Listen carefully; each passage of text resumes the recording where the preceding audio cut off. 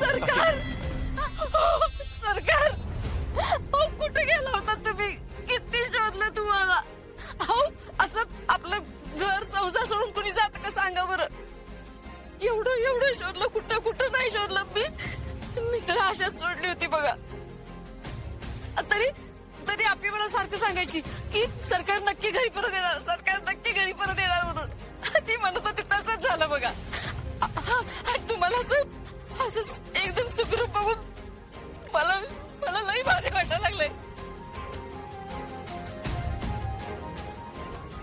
हो रुक्मिणी, तुला काय कळत नाही का? जरा भानाव ये. अगं काय याडबीड लागलं तुला का? गंमत वाटती सगळी. आता आमच्या दोघांचं लगीन झालंय, सरकारांचं आणि माझं.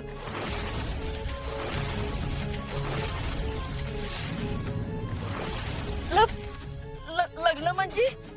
मोठ्याई म्हणजे सरकारांचं आणि आईचं लग्न झालंय. लग्न.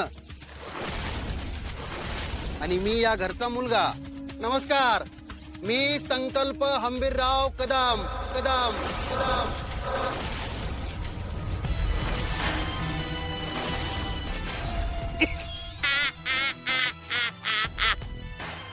घरात एक पोलीस आहे, एक कलेक्टर आहे आणि एक माणूस साधा सापडला नाही तुम्हाला.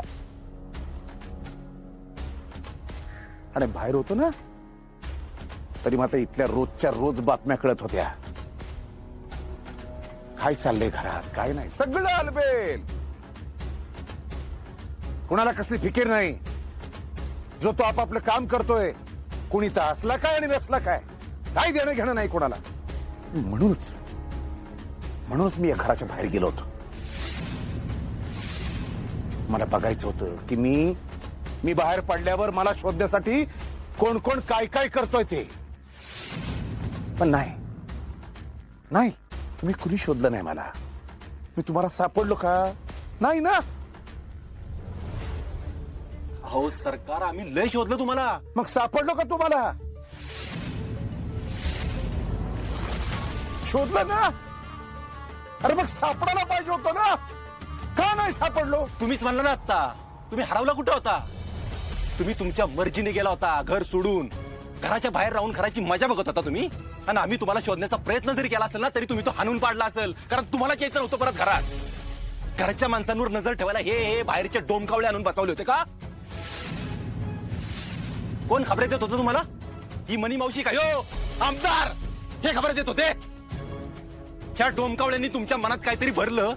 तुम्हाला ते पटलं सरकार? अरे अर्जुन बाळा, मी काय माझ्या मनाचं नाही सांगितलं. जे काही इथं घडत होतं ना फक्त तेवढं सांगितलं. बाकी नाही मला काय माहिती. मावशी, तुमच्याशी मी बोलतच नाही.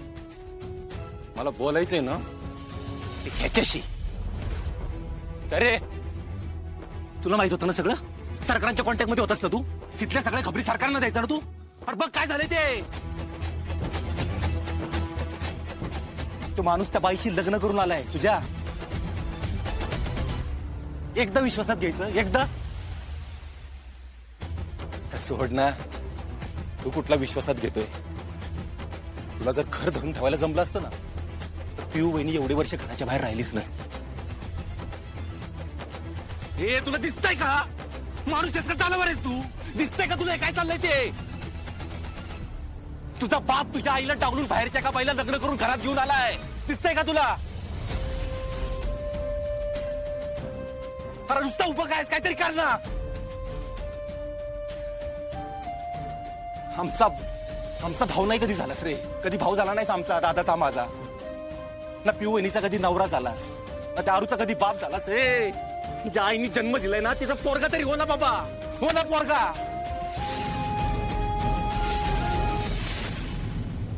अरे त्याला कशाला बोलतोयस? त्याची काही चूक आहे? तू त्याचा भाऊ आहेस ना, तुझी चूक आहे. वरतोड करून बोलते ना. त्याची बायको, तिची चूक आहे. त्यांच्या आईची चूक आहे. हो, ही सगळी चूक या रुक्मिणीची आहे. या रुक्मिणी पायीच मी हे घर सोडून गेलो, कारण तिला हे घर कधी सांभाळायला जमलंच नाही, कधी कुठला निर्णय वेळेत घेतला नाही, त्याची अंमलबजावणी करता आली नाही. काय झालं थोरल्या पोराच्या संसाराचं? गेली 15 वर्ष त्याच्या संसारावर पूल नाही. दुसरं लग्न कर, दुसरं लग्न कर, त्याला तयार कर म्हणून सांगितलं. काय केलं? बाबा तुम्ही बोला की काहीतरी त्यांना. हा सांगा ना सरकारनं काही. विनया कर बाबा कर. आता तूही विनवण्या कर. तू तरी दुसरं काय करणार नाही का? हो कदम बोला ना त्यांच्याशी काहीतरी. तुम्ही सांगता काय? तुमचं ऐकतील ते कशात? बोला. मला माझ्या तायडीचं लग्न करायचंय. मला पुन्हा तिच्या लग्नात कुठलंही विघ्न नकोय. गुरुजी तुम्ही विधी सुरू करा. करा करा. मी येतोच हे कन्यादान करायला.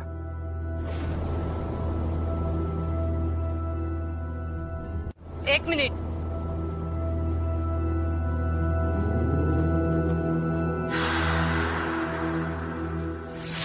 कुठल्या अधिकाऱ्याने कन्यादान करणार आहेस तू माझं? तुझा थोरला भाऊ म्हणून. थोरला भाऊ? अरे भाऊ असला असतास ना तर इतके वर्ष असं अंधाऱ्या खोलीत मला तू डांबून ठेवलं नसतंस. कधी धाकट्या बहिणीसारखं वागवलं नाहीस आणि आता तुला कन्यादान करायचंय. अरे त्या दिवशी वहिनी आली होती माझ्याकडे, मला विचारत होती वंश तुम्ही सरकारांना माफ केलत का? मी तिला म्हणाले दादाविषयी माझ्या मनात आता कुठलाच राग नाहीये, मी त्याला माफ केलंय.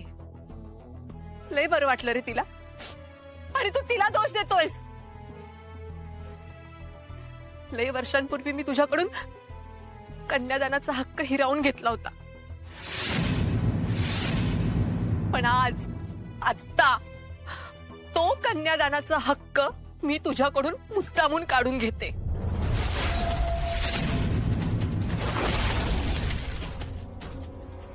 दादा हे सगळं घडल्यानंतर खरं तर मला लग्नच नाही करायचंय.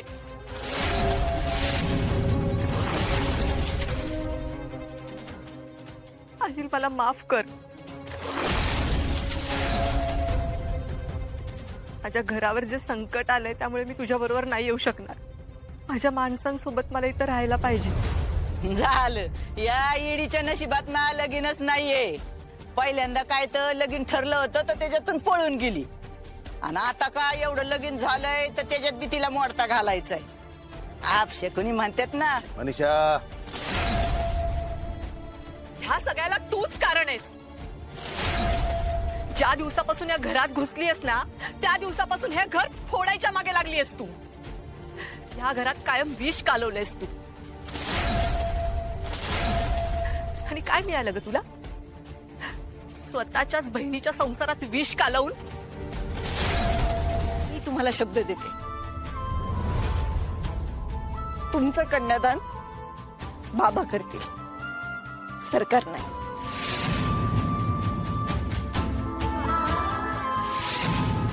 चल ताई. चला आपण आलोय तर हजर तर राहू लागणार ना. या सरकार बसा.